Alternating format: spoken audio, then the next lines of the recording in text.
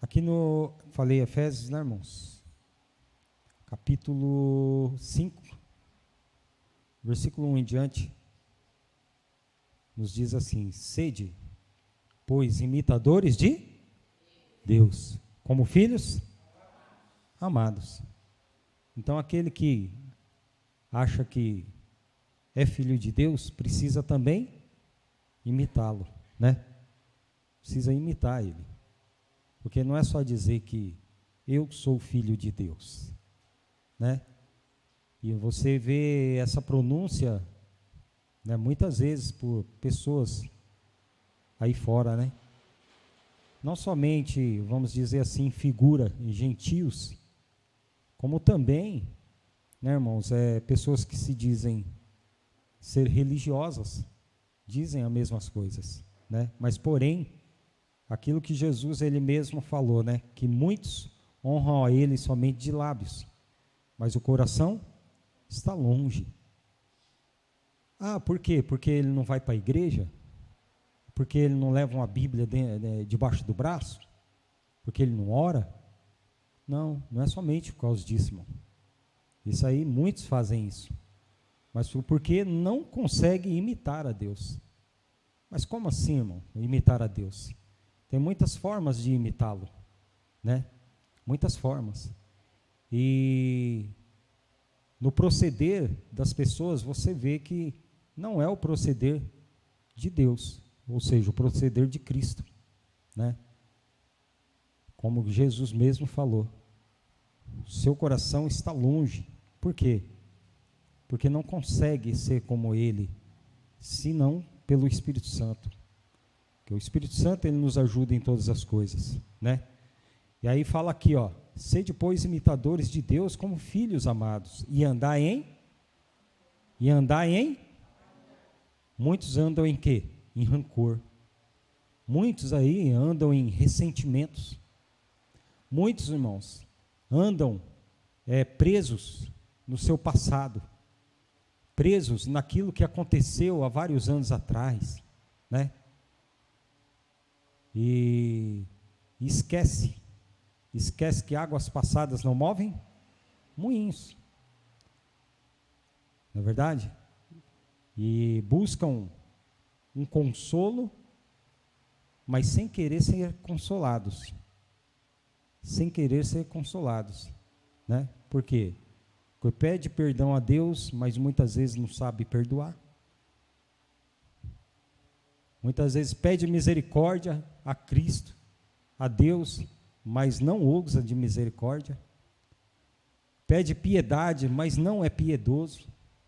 Quer dizer, então tem muitas maneiras de você ver que a pessoa não é filha de Deus. Por quê? Porque não imita Cristo. Jesus ele veio para mostrar o caráter do Pai. Jesus ele veio, irmão, não somente para nos reconciliar, ele veio para muitas coisas, né? Ele veio para dar testemunho da verdade, e a verdade de Deus. Jesus é a verdade de Deus, ele é o Filho, ele é o Pai, Filho e Espírito Santo. Jesus ele veio, irmão, para dar testemunho daquilo que o Pai sempre foi, a qual muitos atribuíam, né, mortes e muitas outras coisas ao Pai, né? Lembra de um irmão que chegou aqui, né? Uma vez, acho que chegou atrasado, né? Que foi convidado, acho que foi a última pessoa que eu convidei que veio, ele e sua esposa. E lá na empresa, sabe como que é as pessoas gentios, né? Que não querem saber de ter, né, uma comunhão com o Espírito Santo, de buscar a Deus, né? Em meio na empresa assim, você vê muitas conversas que não convém, né? Não convém. Aí ele falou assim, ele pronunciou, e aí depois que Deus mata, eu falei, opa! Eu falei, irmão, mas Deus é vida. Deus é vida. Jesus ele falou, eu vim para que tenham vida e vida com abundância. Aí ele ficou quieto na hora, né? Então não é somente ele, Quantas pessoas não pensam desse jeito, né? Só que a palavra ela é bem clara que há um que mata. Tem um que não só mata, ele rouba, né? Que nem Jesus diz, o ladrão não vem senão para roubar, matar e destruir. Então tem um que já rouba, mata e destrói. E Jesus, ele veio para desfazer as obras do diabo, ou seja, as obras desse maligno que rouba, mata e destrói. Ele veio para desfazer essas obras. Por quê? Porque antes dele, os homens estavam sendo roubados, não somente antes dele que eu falo, aí tem duas visões, irmãos. Antes dele ter vindo, né? Antes dele ter vindo aqui para morrer por nós e dar o seu sangue lá na cruz, muitos eram roubados, né? Eram mortos e destruídos, correto? Aí você leva para outra visão, que hoje acontece a mesma coisa. Por quê? O homem sem Jesus, antes de Cristo na vida dele, antes de Jesus, ele é roubado, ele é morto, né? Ele é morto e destruído. Você vê muitas pessoas assim. Por quê? Porque não segue a Jesus como deve seguir, como deve segui-lo. Tem muitas pessoas desse jeito. Não somente as que vivem em boteco, né?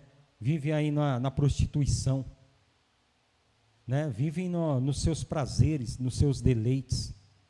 Não é somente eles. Muitos que colocam a Bíblia debaixo do braço, né? E promove palavras de maldição na vida do seu próximo, na vida do seu irmão. Coisa que Jesus ele não fez, coisa que os apóstolos eles não fizeram.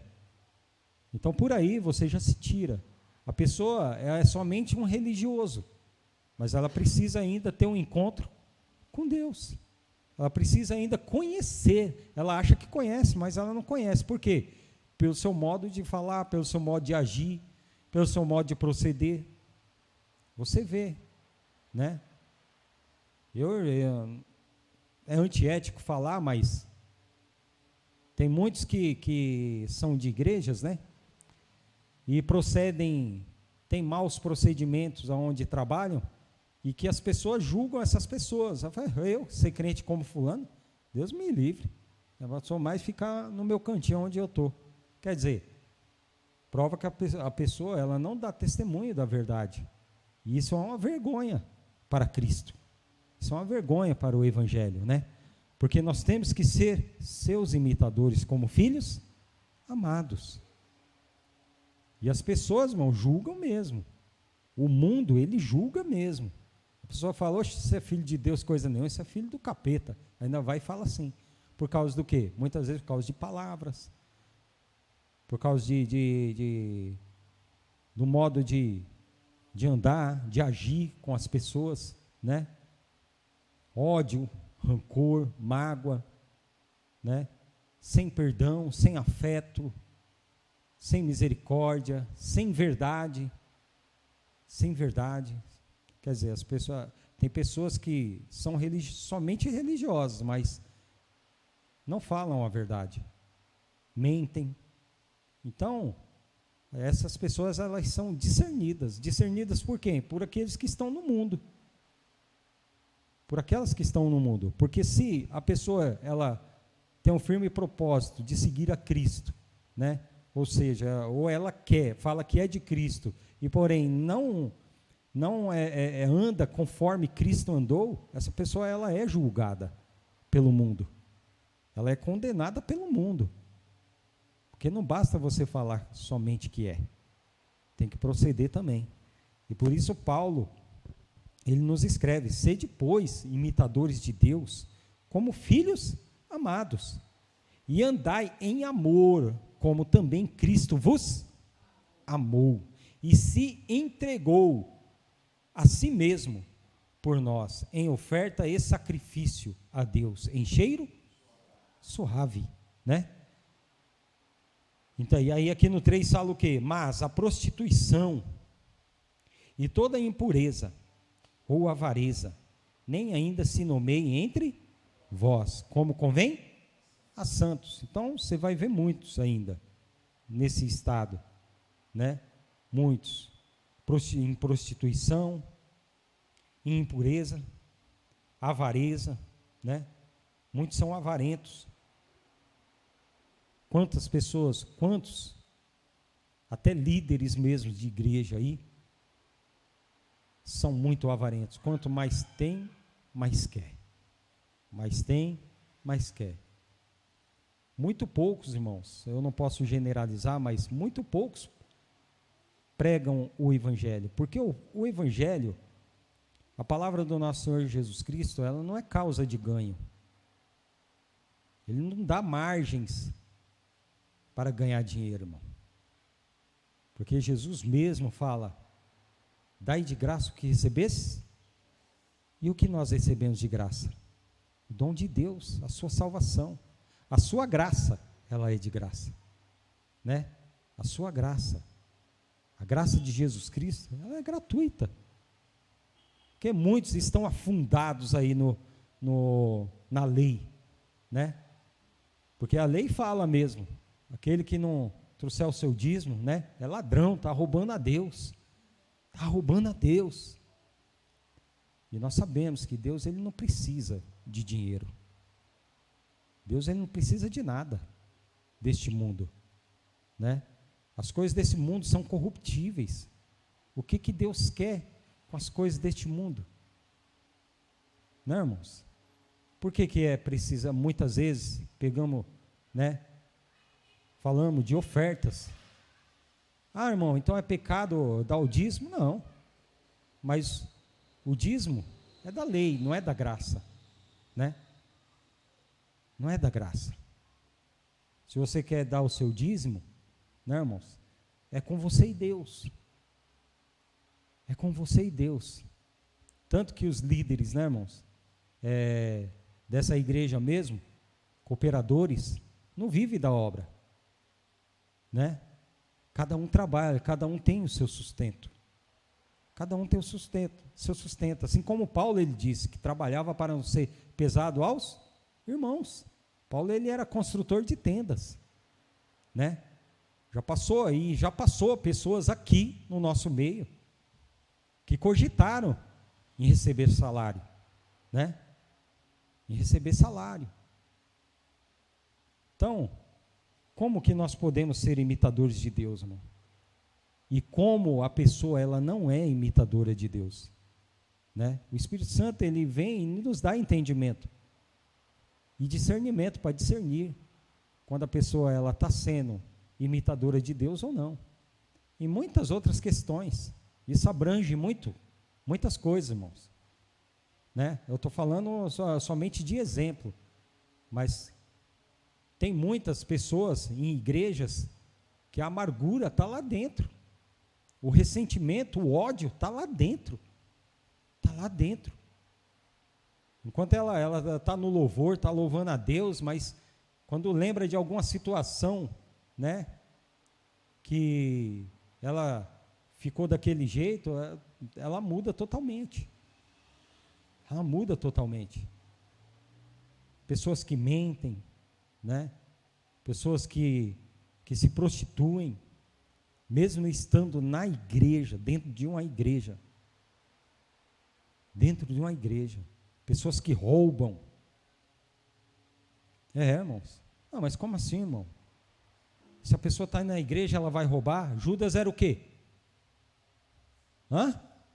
Judas andou com quem?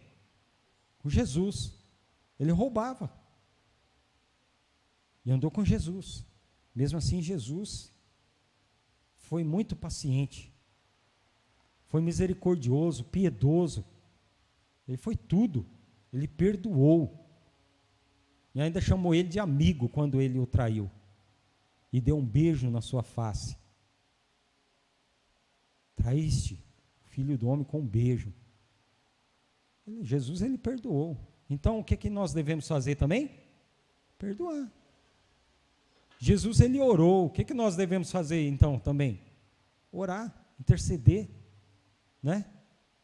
Jesus, ele chorou por causa da incredulidade de Israel. Ele chorou, Jesus chorou. Quanto amor Jesus não tinha por aquelas pessoas.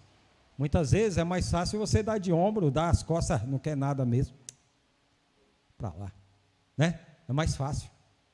Não, mas Jesus, ele chorou. Chorou. Porque aquelas pessoas eram incrédulas. Eram incrédulas. Esse é o proceder de Deus. Porque Deus, ele não enviou o seu filho em vão. Ele não enviou o seu unigênito em vão. E hoje, até hoje, a sua vontade é que todos os homens se salvem e venham ao conhecimento da sua verdade. Aqui na Romanos capítulo 5, abram aí. Romanos capítulo 5.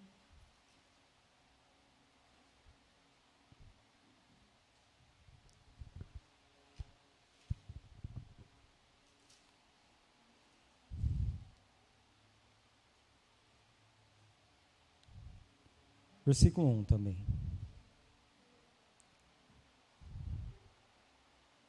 Olha só, sendo, pois, justificados pela fé, temos paz com Deus, por nosso Senhor Jesus Cristo, pelo qual também temos entrada pela fé a esta graça, na qual estamos firmes e nos gloriamos na esperança da glória de Deus.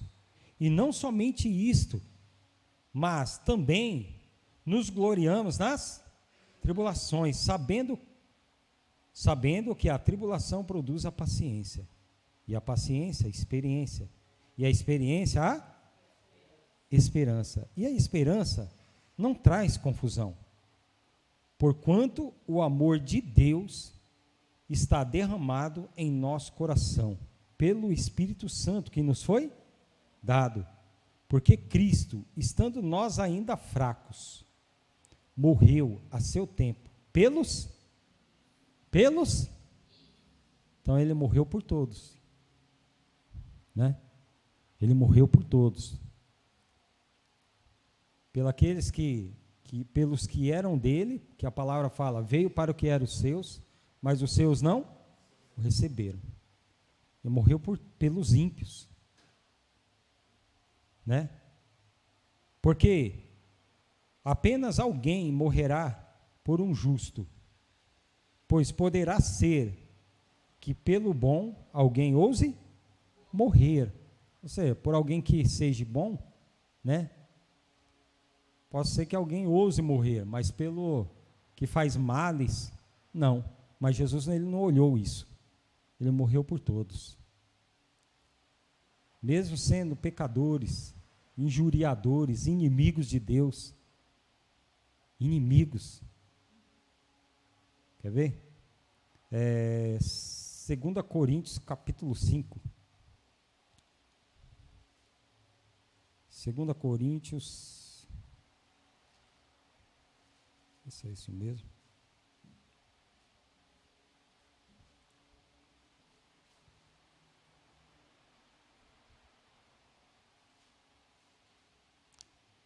Versículo 14. 14 em diante. Olha só, irmãos. Porque o amor de Cristo nos constrange, julgando nós assim, que se um morreu por todos, logo todos morreram. E ele morreu por todos, para que os que vivem não vivam mais para si, mas para aquele que por eles morreu e ressuscitou. Então, nós temos que o quê? Viver para quem? Para nós mesmos? Não.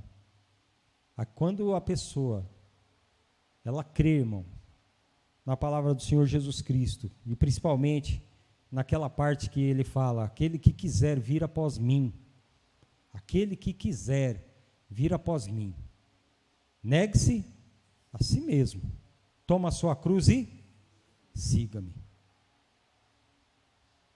Né? É aquele que tem que praticar o que está escrito aqui, ó. E ele morreu por todos, para que os que vivem não vivam mais para si, mas para aquele que por eles morreu e ressuscitou. Assim que daqui por diante a ninguém conhecemos segundo a carne, e ainda que também tenhamos conhecido Cristo segundo a carne, contudo agora já o não conhecemos deste modo. Assim que se alguém está em Cristo, nova criatura é. As coisas velhas já passaram, eis que tudo se fez novo. Então, se a pessoa ela era uma adúltera, acabou. Se era uma prostituta, acabou. Se era uma mentirosa, acabou. Avarenta, acabou. Leviana, né? Maliciosa, maledicente, tem que deixar tudo para trás. Acabou. Se as pessoas ela suspeitavam mal de todos, acabou. Não tinha amor, vai ter que ter amor. Se não tinha misericórdia, vai ter que ter misericórdia. Se ela tem o firme propósito de ser chamada filho de Deus, ela vai ter que imitá-lo. Ela vai ter que imitar a Cristo. Paulo ele diz, né, sede meus imitadores, como eu também sou de Cristo. Como eu também sou de Cristo. Paulo ele não andou com Jesus, mas ele creu e Jesus ensinou todas as coisas para ele. Ensinou todas as coisas para ele. Pelo seu Espírito. Pelo seu Espírito. Então fala assim, que se alguém está em Cristo, nova criatura é. Então, esse se, irmão, se estiver, se a pessoa quiser, se a pessoa tiver mesmo firme propósito, se ela está seguindo Jesus, está no seu caminho, está olhando para ele, se, é condicional, nova criatura é. As coisas velhas já passaram, eis que tudo se fez novo. E tudo isso provém de Deus, que nos reconciliou consigo mesmo, por Jesus Cristo, e nos deu o ministério da reconciliação. Isso é, Deus estava em Cristo, reconciliando consigo o mundo, não lhes imputando os seus pecados, e pôs em nós a palavra da reconciliação, de sorte que somos embaixadores da parte de Cristo, como se Deus por nós rogasse. Rogamo-vos, pois, da parte de Cristo, que vos reconcilieis com Deus. Aquele que não conheceu o pecado,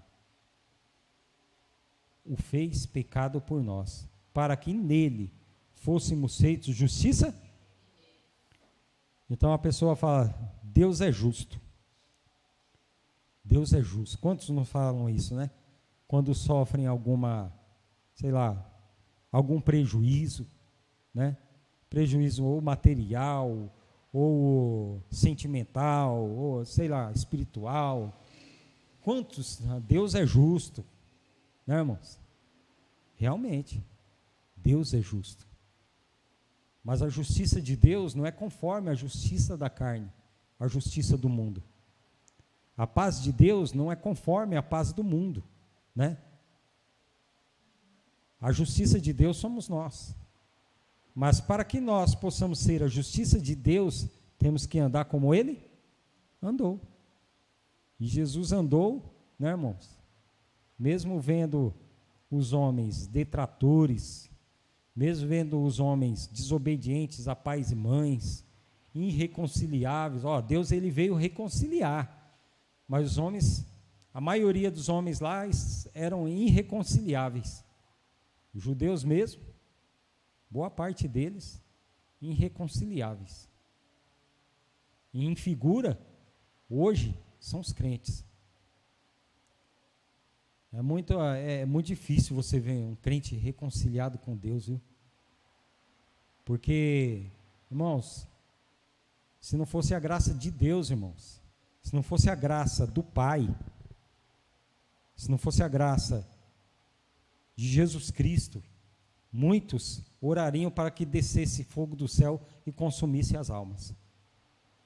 Assim como Elias também fez. Muitos. Pode ter certeza. Pode ter certeza disso. Homens de dura cerviz, homens de duro coração endurecido, né? Porque pessoas, homens que não sabem, que não querem pagar o preço, sofrer o dano, como Jesus ele sofreu. Meu Deus é o Deus do impossível, realmente. Esse aí é o Deus do impossível, não é impossível amar, é impossível perdoar, é impossível, né, tratar com misericórdia, é impossível. Realmente, é o Deus do impossível. Mas, irmãos, o nosso Deus, todas as coisas são possíveis. Aquilo que não é possível para nós, Ele faz possível. Ele faz possível. Né? Todas as coisas. O impossível se torna possível. Possível. Então, muitos hoje, se não fosse a graça do Espírito Santo, ia descer fogo do céu adoidado aí fora, aí, viu? Porque a falta de caridade, falta de amor, falta de misericórdia, de piedade, ela é muita. E ela está pegando a muitos. É por detalhes, irmão. Por detalhezinhos, sabe? Por detalhezinhos. E isso aí é atribuído a quem? O mais engraçado, que todas essas coisas é atribuído ao Pai. Sabe? É atribuído a Deus. Quer dizer, Satanás ainda está de canto, de escanteio. Deve estar de férias prolongada, né? Deve estar de férias prolongada. Que ninguém diz aí que Satanás ele mata, rouba, destrói. Mas Deus pesa a mão, né? Que imitadores de Deus é esse? Não são imitadores de Deus. São imitadores, como Jesus fala, vós tendes por pai ao diabo e quereis satisfazer os desejos? Vosso pai. Qual era o desejo de Satanás? Qual é o desejo dele? É matar, roubar e destruir. Ele está matando, está roubando, está destruindo, e as pessoas atribuindo a Deus, ao Pai de Jesus. Não são imitadores de Deus. E desse jeito não podem ser. Não podem ser mesmo. Mateus 5. Mateus capítulo 5.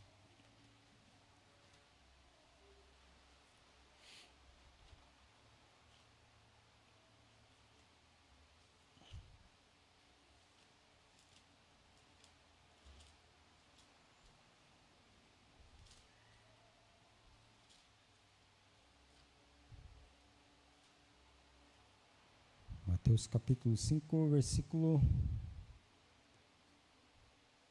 43 em diante, né? Muito conhecido.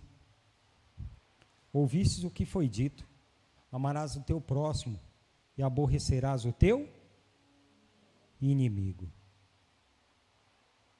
Eu, porém, vos digo: amai os vossos inimigos, bendizei o que vos maldizem, fazei bem aos que vos odeiam e orai pelos que vos maltratam e vos perseguem. Por que, irmão, que nós temos que orar? Aqui, essa palavra inimigo é uma forma figurativa, né, irmãos? Não é que o seu próximo é seu inimigo, você tem que amá-lo. Mesmo que ele faça um mal para você, Você vai ter que amar ele. Não quer dizer que ele é seu inimigo diretamente. O nosso inimigo é Satanás e seus demônios. O nosso inimigo são os demônios que atuam na vida dele, né? Quando atuam na vida do homem, quando não tem a Cristo. Eu não posso amar o diabo. Amar os nossos inimigos, né? Eu não vou amar o diabo, mas vou amar o meu próximo. Ali é para você entender. Eu tenho que amar acima de tudo. Acima de todas as coisas, né? Então Jesus ele fala: eu porém vos digo, amai os vossos inimigos. Como a palavra fala, a nossa luta não é contra a carne e nem contra o sangue. Ou seja, não é contra o homem. É contra principados, potestades, hostes espirituais da maldade nos lugares celestiais. São contra eles. Eles são nossos inimigos, né?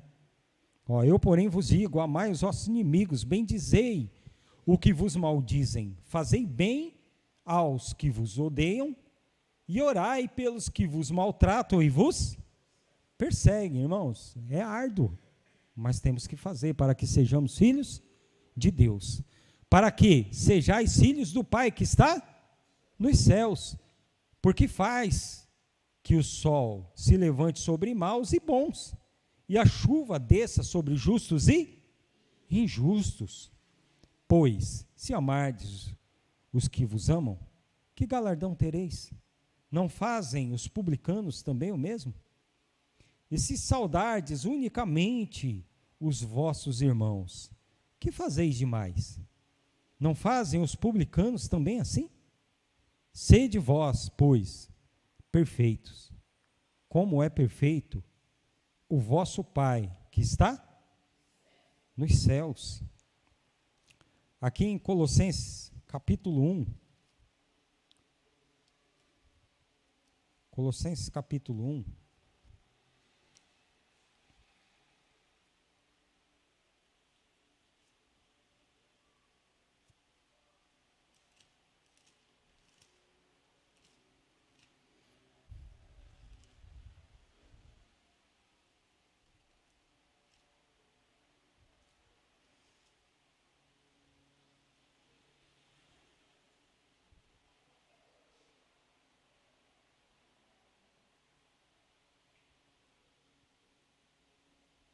No 17 em diante, irmãos. 17, deixa eu ver. 13. Versículo 13. Colossenses capítulo 1, versículo 13. Diz assim, ó: Ele nos tirou da potestade das trevas e nos transportou para o reino do Filho do seu amor, em quem temos a redenção pelo seu sangue, a saber, a remissão dos pecados, o qual é a imagem do Deus invisível, o primogênito de toda a criação. Porque nele foram criadas todas as coisas que há nos céus e na terra, visíveis e invisíveis, sejam tronos, sejam dominações, sejam principados, sejam potestades, tudo foi criado por ele e para ele. E ele é antes de todas as coisas, e todas as coisas subsistem por ele.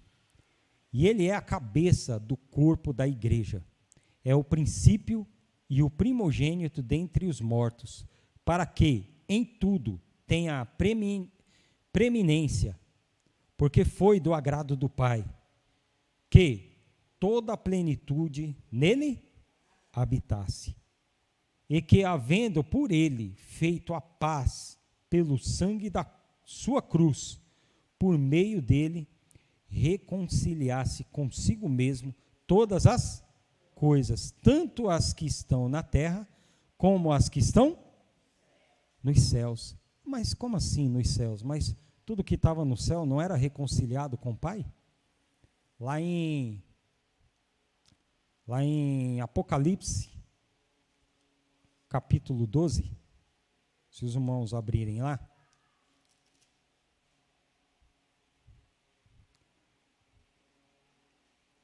aqui fala, né, desde o 7, como todos nós já conhecemos, Fala assim: houve batalha no céu. Miguel e os seus anjos batalhavam contra o dragão. E batalhavam o dragão e os seus anjos. Mas não prevaleceram, nem mais o seu lugar se achou nos, porque o lugar deles eram nos céus.